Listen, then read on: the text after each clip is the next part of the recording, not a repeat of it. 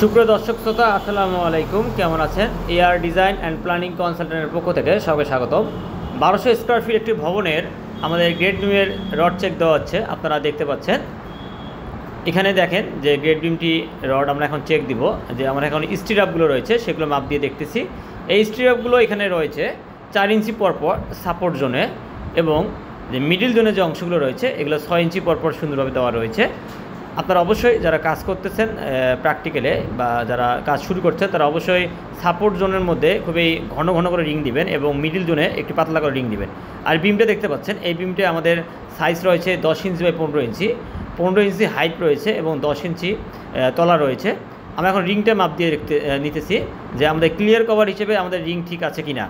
আপনারা অবশ্যই মনে রাখবেন যে গ্রেড বিম করার সময় অনেক জায়গায় দেখবেন যে রডের বাইরে দিয়ে কলমের এই বিমের রডটা দিয়ে দেয়।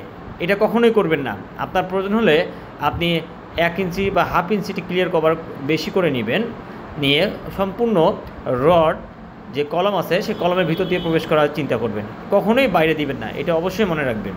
আর দ্বিতীয় বিষয় হচ্ছে ক্লিয়ার কভার। একটি বিমের সাধারণত গ্রেড বিমের ক্লিয়ার কভার একটু বেশি দেওয়া হয়ে থাকে। আপনার অবশ্যই 2 থেকে 2.5 ইঞ্চি ক্লিয়ার কভার দিবেন অবশ্যই, এর কম কখনোই দিবেন না।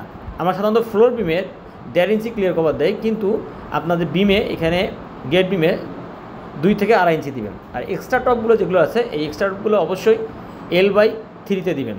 আপনার যতদূর স্পেন হবে সেই স্পেনটাকে আপনারা 3 ভাগে ভাগ করে নিয়েই সাপোর্ট জোন থেকে আপনারা এক্সট্রা টপগুলো দিবেন।